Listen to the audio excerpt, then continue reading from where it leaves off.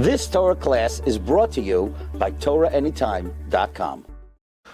Welcome to this week's Parsha Shiur, Parshas Chayei. Hopefully we won't have any technological problems and we'll do it in one shooting.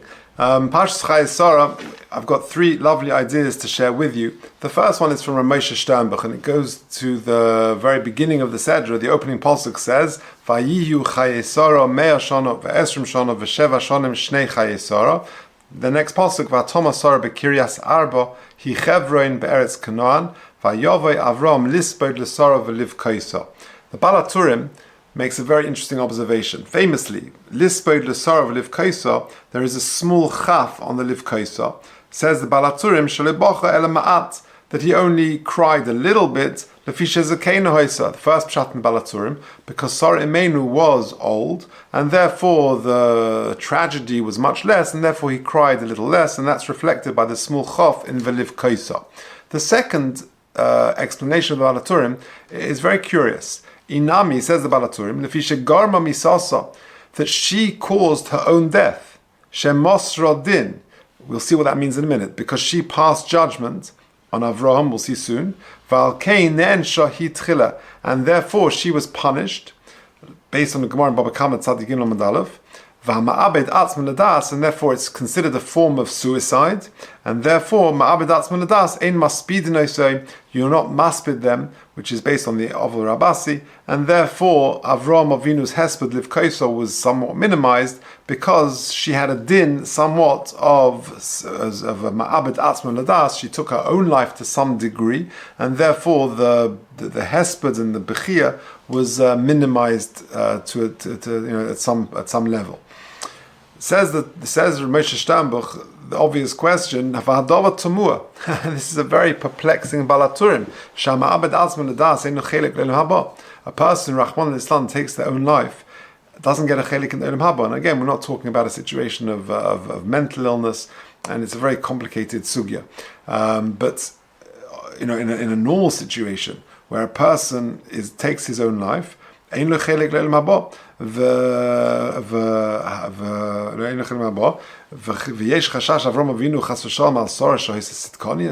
we really thinking that Avram Avinu was suspicious that his wife, Sarah Imenu, was one of the greatest Sitkanias who's ever lived, and had Racha Kodesh, she had the status of somebody who was Ma'abed Atzma Ladas, and doesn't get a chelik in the world to come. What exactly does that mean? So what is pshat in the Balaturim?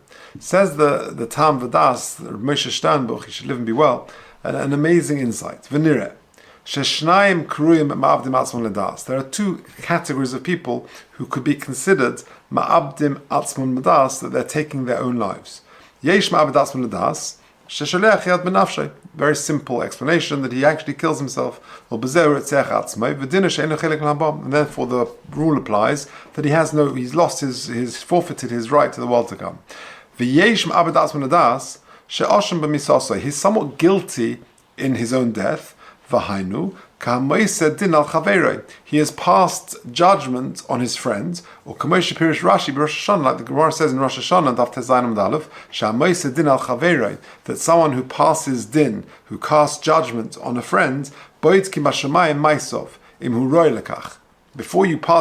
you pass judgment on your friends, so HaKadosh Baruch Hu puts the spotlight on you, and they're going to investigate from heaven whether you can stand up to that scrutiny.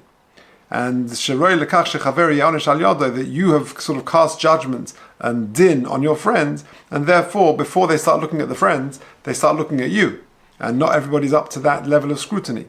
And that is what happened over here, because Sarah Mosra din l'shamayim v'omer la'Avraham, back in Parshas Lech Lecha it says, Yishbet Hashem beini uveinecha, HaKadosh Baruch Hu should judge between me and you, and that v'garmu sheyivtuku v'yidaktuku b'masel, and that created the spotlight to be shone on Sarah Imenu, at shechavu misa, until she became chayiv misa at some later point.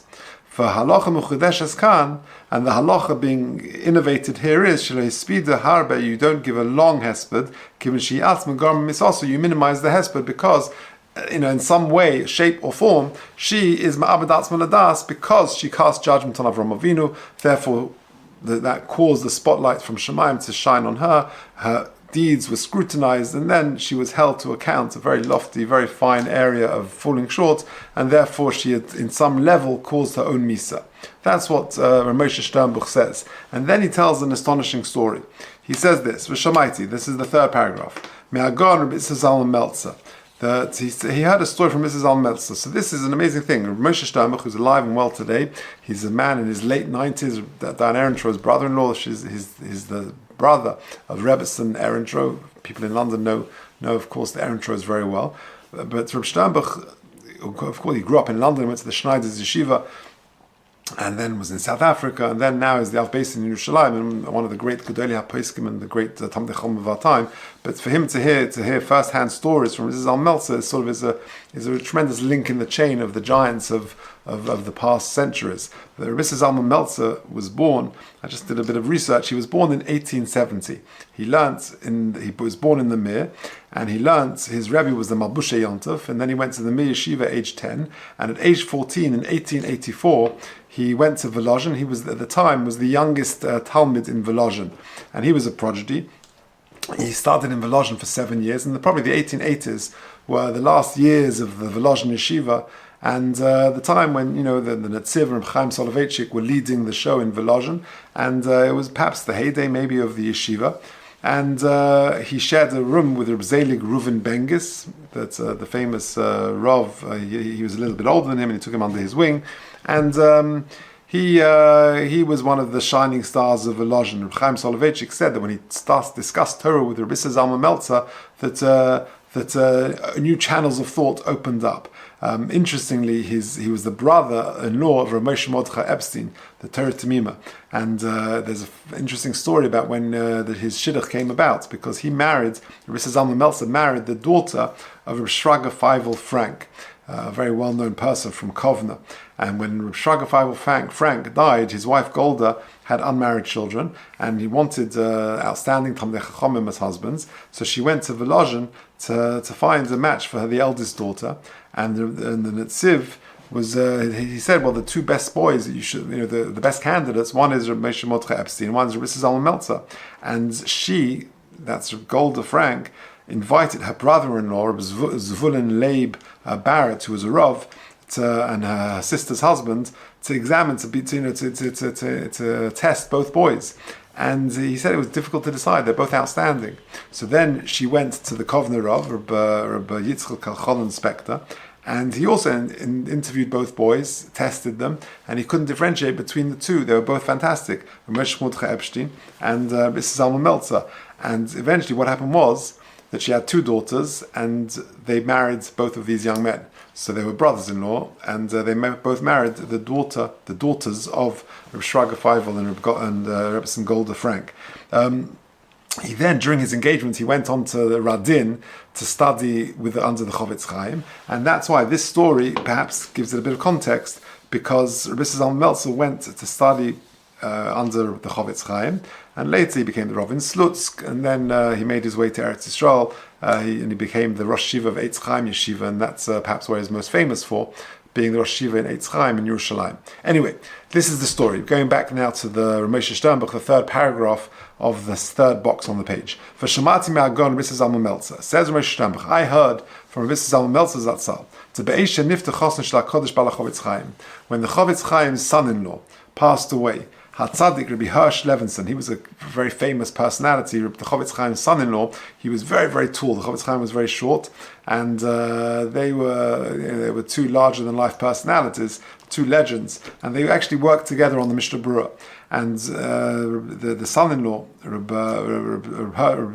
Levinson, Tzvi Levinson, passed away in the lifetime of the Chofetz Chaim. Shamu HaChofetz Chaim Mislachish V'Omer. Rabbi Zalman heard the Chofetz Chaim whispering V'Omer and saying the following: She'ulai dinoi k'ma'abed atzmo ladas. That Rabbi Zalman Meltzer heard the Chofetz Chaim say that maybe my son-in-law, the tzaddik Reb Hirsch Levinson, has got the din of someone who is ma'abed atzmo ladas, who took his own life.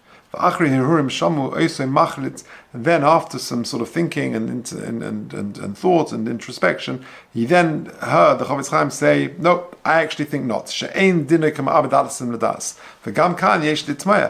too over here, just like on the Balaturim, how can you even contemplate that such an outstanding Kodesh and Tzaddik, the son of the Chofetz Chaim, Reb Hirsch Levinson, that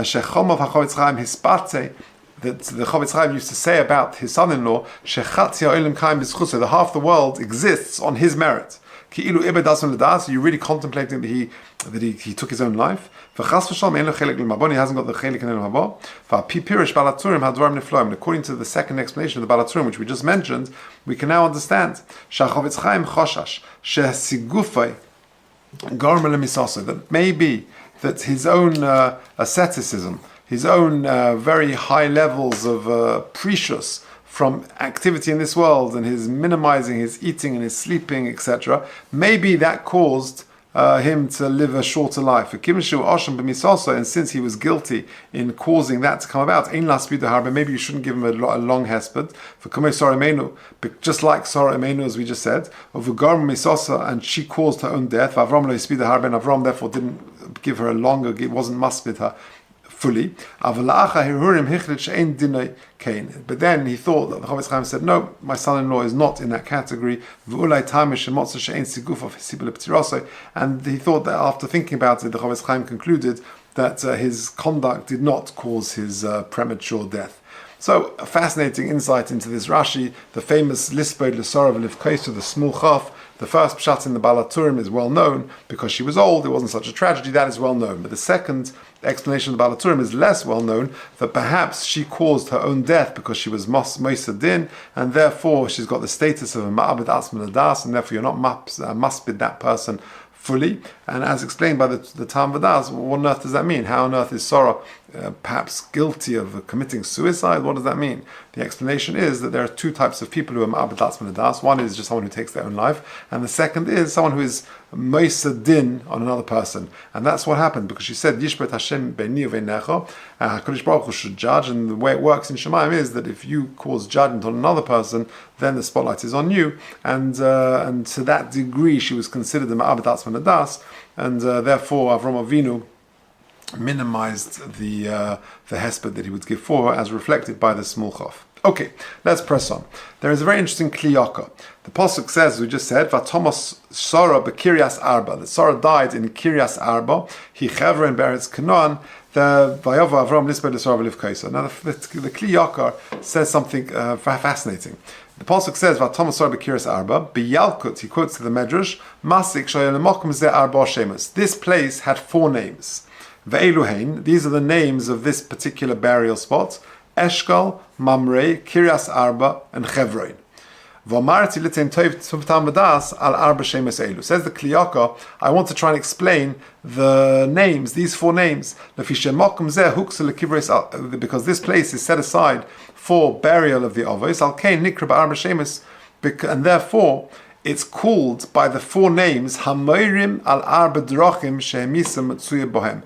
That there are 4 aspects of Misa which are reflected by these 4 names. Let's see what he means. It's fascinating. Ki yesh Misa she'adam meis b'chetei. Because one type of death is where a person dies because of his own sins. A person sins, like the pasuk says, ki b'chetei meis, and therefore that's one type of Misa. The yesh Misa ba'oven acherim. There is another type of misa due to the sins of others. Habonim, hanitfosim, but ba'oven avim. Sometimes, Rachman Islam, the young children can die because of the sins of parents. But tzaddik hanitfas ba'oven hadar, or a tzaddik can die because of sins of the generation. So that's the second type of misa, that a person dies because of the sins of others. V'yesh asher b'li avin yirutzim min ha'olam. And there is a third type where, without any sin, a person can take leave of this world. Mitzat hamisa ativis, it's just the way of the world that no one lives forever, and just the way of life is that a person does not live forever and will pass away at some point. Or period arba yisodos, and there's like a period of the arba yisodos. There are the four elements which make up a human being, and they sort of disband at some point. Kizez dova tivi shekol murkov sofa liparid. That's just a natural way that things which are sort of joined together will eventually disintegrate. So just natural death, as it were. Fourth, v'yesh misa nashika, and there is a fourth type of misa, which is a misa nashika, who misa sat tzadikim shemesim b'nashika, that a tzaddik dies, a misa nashika, the kiss of HaKadosh Baruch Hu, v'hu lashon chibur, which is an expression of chibur, of joining, explains the Golker, v'inyono ka'shetale machshavtom v'nishmosom v'tidobek lemala b'seichel ha'poel, kivin she'olo shuv le'yored ki sishoy nishmosom v'chuberes shama, that there is a sort of a chibur, a connection between the HaKadosh Baruch Hu and this person, and therefore that is reflected by the Misa and Nashika. And therefore you have four types of death. One is the person dies because of their own chatoim, or the chatoim of somebody else, or just regular death, the way of the world, or a Misa Nashika. Now, says the Golker in the last paragraph, and corresponding to these four types of death, we have these four names. Mamre,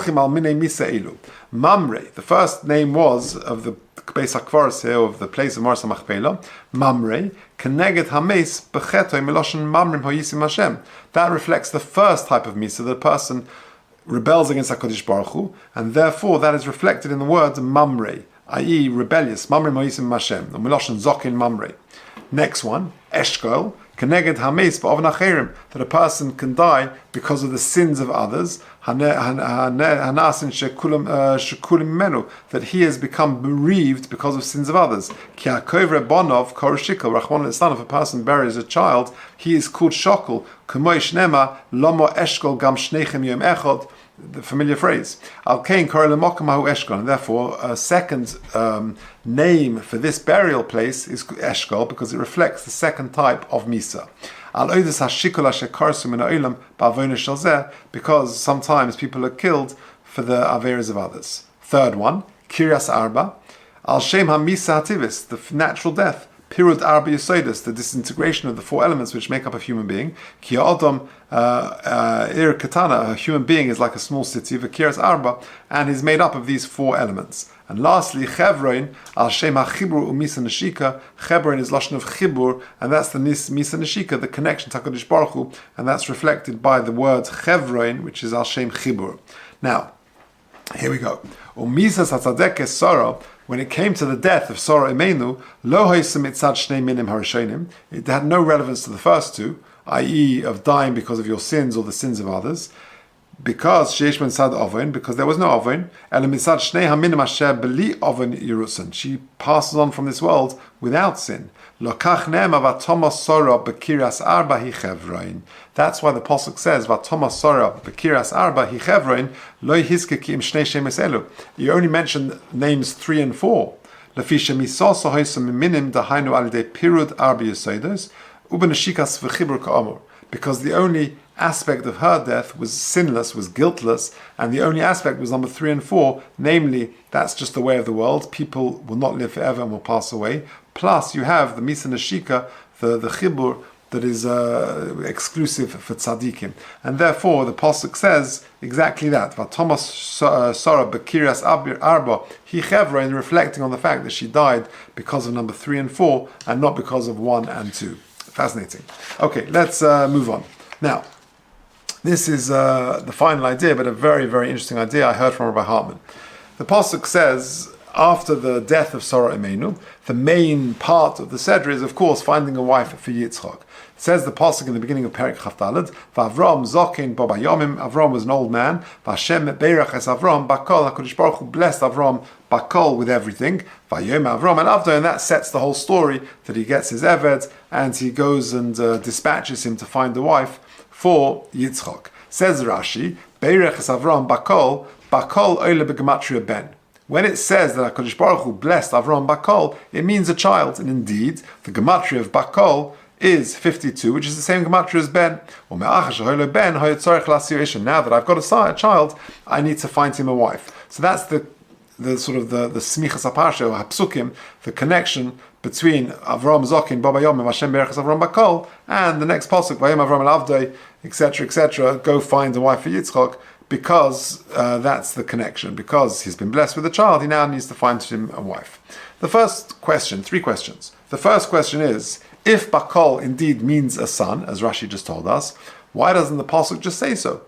It should say, Vashem Beirach es Avraham, Baben, with a child, with a son. Why does it say Bakol? Number 1.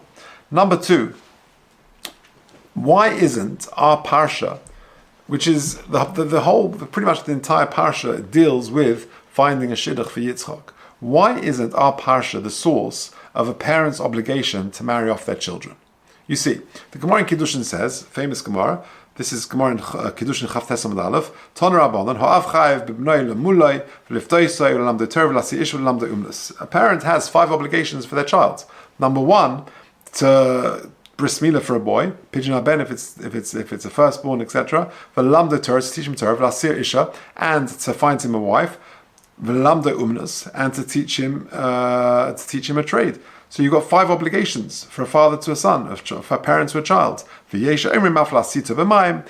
some say to help him swim as well, etc., etc. Says the Gemara in Kiddushin, it goes through all the source. Well, what are the source for all of these things? Prove it to me. How do you know that a parent has an obligation of these 5 things for a child? And then when it comes to Lasio Isha, the Gemara says, Lasio Isha Minalon, this is in Kiddushin Lamed on the base.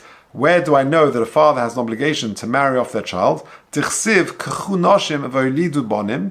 Marry women, have children, or boys and girls, u'k'chu levnechem noshim, and find wives for your sons, v'espenosechem tnu lanoshim, and find husbands for your daughters.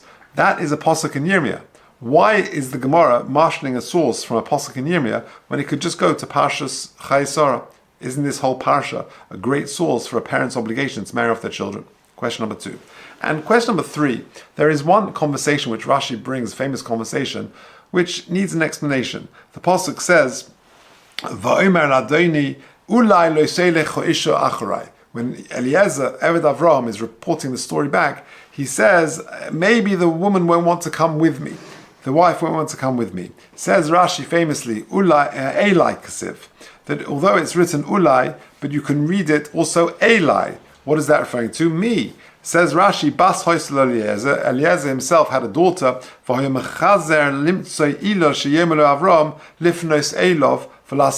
was wanting to find a pretext that he could say, "No, Avram, how about it? You've got a son, I've got a daughter. Let's try a shidduch." Amula Avram b'ni Baruch. So Avram said, "Nothing doing.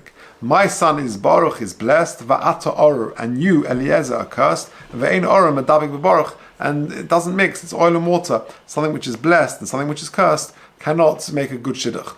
Why does Avram Avinu speak so bluntly?